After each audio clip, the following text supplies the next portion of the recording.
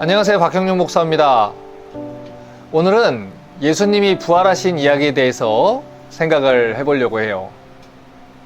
인간의 이성과 이 과학 법칙이 진리라는 것을 판단하는 기준이 되어버린 이 모더니즘 시대를 지나면서 많은 사람들이 전통적인 기독교 신앙에 의문을 품게 됐습니다. 사람들은 과학적으로 증명되지 않는 사실들을 거짓으로 여기게 됐고, 인간의 오감을 넘어서는 영적인 세계에 있는 사실들을 받아들이는데 의심과 회의를 가지게 됐어요. 하지만 세상에는 인간의 이성과 과학으로 설명되지 않는 사실들이 분명히 있습니다. 언젠가 한 장로님의 수술과 치료를 담당한 불신자 의사 선생님이 이런 얘기를 하는 걸 들었어요. 이분은 예수를 안 믿거든요. 그런데 그분이 이런 얘기를 하는 거예요. 이것은 기적입니다. 기적이라는 말밖에 설명할 방법이 없습니다. 여러분, 의사가 어떤 사람이죠? 정확한 데이터와 연구 방법을 토대로 치료를 진행하는 사람입니다. 하나님을 믿지 않는 의사 선생님이 기적이라는 표현을 사용했어요. 왜냐하면 실제로 그런 일은 평범하게 일어나는 일이 아니기 때문입니다. 여러분, 왜 사람들이 예수님의 부활 사건을 믿지 못할까요? 그 이유는 예수님의 부활 사건이 인간의 이성만으로는 믿을 수 없는 기적이기 때문입니다. 그래서 초대교회 역사를 보면 수많은 사람들이 예수님의 부활 사건을 이 크리스천들이 지어낸 사건이라고 증명해내기 위해 애를 썼던 것을 보게 돼요. 어떤 사람들은 수면설과 기절설을 주장했습니다. 사실 예수님이 죽은 게 아니라 기절했거나 그냥 자고 있었을 뿐이라는 거죠. 하지만 성경은 예수님의 숨이 완전히 멎었음을 기록하고 있어요. 또 어떤 사람들은 도둑설을 주장합니다. 사실 예수님은 부활하지 않았는데 제자들이 예수님의 시신을 훔쳐가서 부활했다는 소문을 퍼뜨렸다는 거예요. 하지만 여러분, 예수님이 살아계셨을 때도 예수님을 버리고 도망간 제자들이 예수님이 죽은 뒤에 용기를 내서 예수님의 시신을 훔쳐갔다는 것은 사실 말이 안 되는 내용이죠. 그 당시 로마의 군병들은 16명이 한조가 돼서 무덤을 지켰습니다. 그런데 이 여종의 질책에도 깜짝 놀라가지고 도망간 베드로 같은 제자들이 그 로마 군병들을 다 물리치고 예수님의 시신을 가지고 갔다는 건 말이 안 되는 것입니다. 오늘날 많은 사람들이 예수님의 부활 사건이 받아들이기 어려운 사건이라는 이유로 날조된 사건이다 이렇게 치부하곤 합니다. 그래서 사람들은 예수님이 부활한 게 아니고 예수님의 제자들이 기독교라는 종교를 신화화하기 위해 부활을 꾸며냈다 이렇게 얘기를 해요. 하지만 생각해 보세요, 여러분. 만약에 예수님의 제자들이 기독교를 신화하기 위해서 부활을 날조했다면 거기에는 유익을 얻는 사람들이 있어야 되는 것이고 실제로 제자들도 유익을 얻어야 됩니다. 그런데 그들이 예수님의 부활을 믿고 예수님의 사도로 살아가면서 얻은 유익이 무엇이죠? 오히려 박해를 받는 일이었어요. 그들은 예수님 때문에 돌에 맞아 죽었습니다. 예수님 때문에 전 재산을 몰수당했습니다. 예수님 때문에 순교의 길을 걸었습니다. 이것은 그들이 예수님을 사용해서 종교를 신화시키려고 했다면 도무지 설명이 안 되는 행보인 겁니다. 만약에 제자들이 예수님을 신화화하려 했다면 그들은 예수님의 사도로서 수많은 추종자들을 모아 이 종교 지도자의 권세를 누리려 했을 거예요. 많은 추종자들을 데리고 다니며 인기와 권세를 누렸을 겁니다. 하지만 그들은 인기와 권세를 누리지 않았어요. 오히려 생명의 위협을 받았고 박해를 받게 되었죠. 그렇다면 그들이 거짓으로 만들어낸 이 부활 신앙 때문에 그들이 죽임을 당했다는 말인데 도대체 무슨 유익이 있어서 그들이 거짓말로 예수님을 신화시켰을까요? 만약에 그들이 거짓으로 자기들의 이익을 위해서 부활을 날조한 거라면 자기들이 누리던 이익이 사라지고 칼이 자기의 목에 겨누어질 때 거짓말이라는 것을 밝히고 생명을 구걸해야 했어요. 하지만 그들은 목숨 걸고 부활 신앙을 지켰습니다. 사도행전 5장 41절과 42절을 보세요. 사도들은 그 이름을 위하여 능력받는 일에 합당한 자로 여기심을 기뻐하면서 공의 앞을 떠나니라. 그들이 날마다 성전에 있든지 집에 있든지 예수는 그리스도라고 가르치기와 전도하기를 그치지 아니하니라. 만약에 예수님의 제자들이 부활 사건을 날조했다면 그들은 종교 지도자로서의 유익을 누려야 했습니다. 하지만 그들은 예수님의 부활 사건 때문에 매를 맞았어요. 예수님의 부활 사건을 전하다가 박해를 받았어요. 이것은 부활 사건이 사실이 아니라면 설명이 안 되는 얘기입니다. 또 한 가지 생각해 볼 것은, 만약에 부활이 거짓이라면 예수님의 제자들 그 이후에 신앙을 전해받은 2세대, 3세대 크리스찬들의 신앙이 설명이 불가능하다는 거예요. 여러분, 그 당시 로마는 기독교를 무섭게 박해했습니다.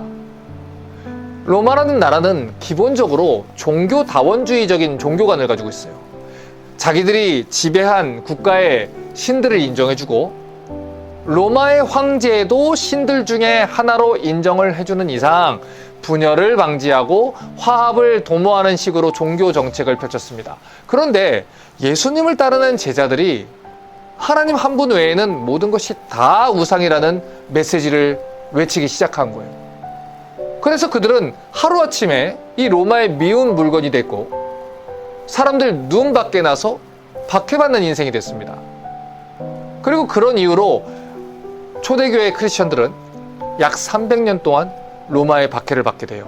자, 그러면 생각해 보세요.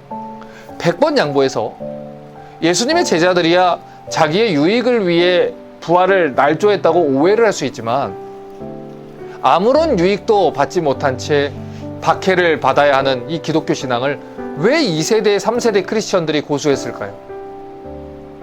그 당시 로마는 산채로 기독교인들을 불에 태웠어요.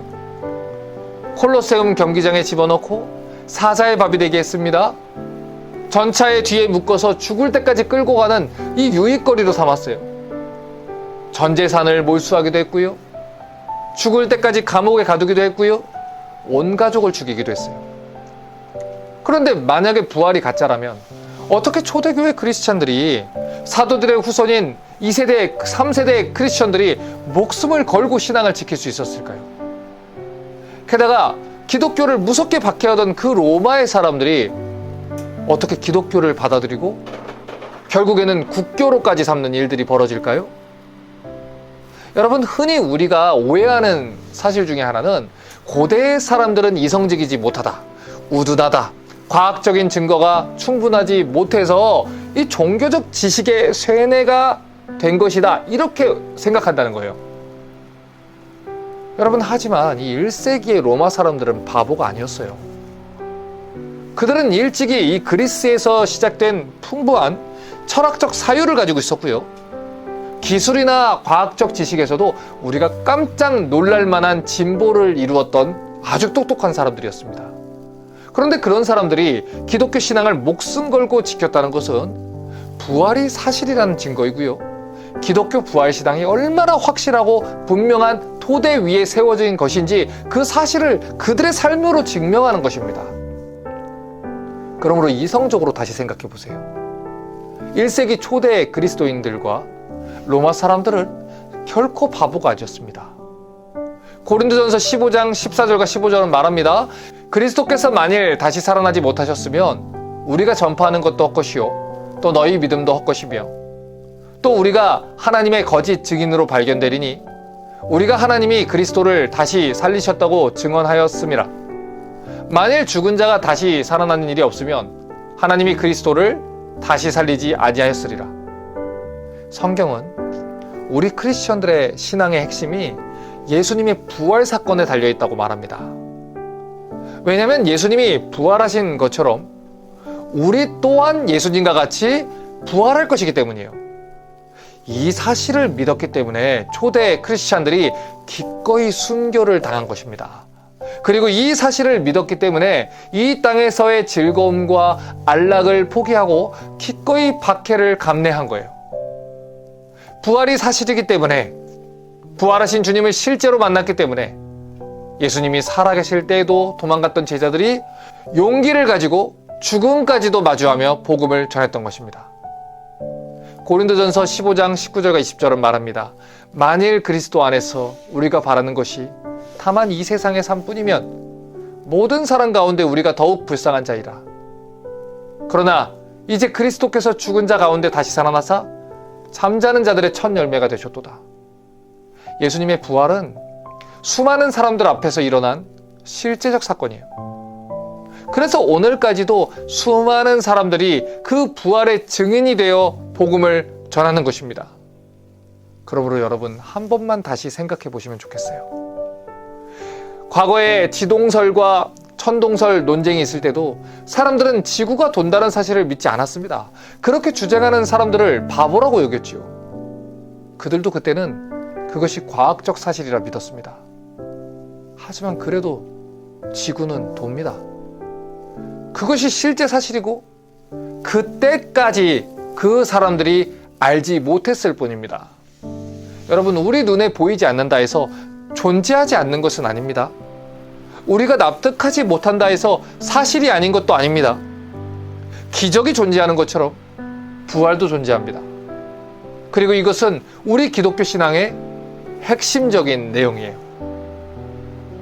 오늘은 강의 마치기 전에 좋은 책을 한 권 추천해 드리려고 합니다. 제가 차마 영상에서 다루지 못하는 내용들을 설명해 줄 이 좋은 교과서들을 계속 제가 추천해 드리려고 하는데, 이번에 소개해 드릴 책은 믿고 싶지만 믿어지지 않는 이에게라는 책이에요. 세상의 빛교회와 킹덤처치 연구소를 담임하시는 이종필 목사님이 쓴 책인데, 신앙생활 Q&A의 보조 교재로 사용하시면 좋을 아주 좋은 교재입니다. 그러므로 아래에 구매하실 수 있는 링크를 달아 놓을 테니 이 책을 좀 사서 읽어보시고, 또 이 강의 내용을 다시 생각해 보시면서 부활에 대해서 다시 생각해 보실 수 있기를 바랍니다. 그리고 성경이 이야기하는 올바른 부활 신앙을 가질 수 있기를 주님의 이름으로 축복합니다.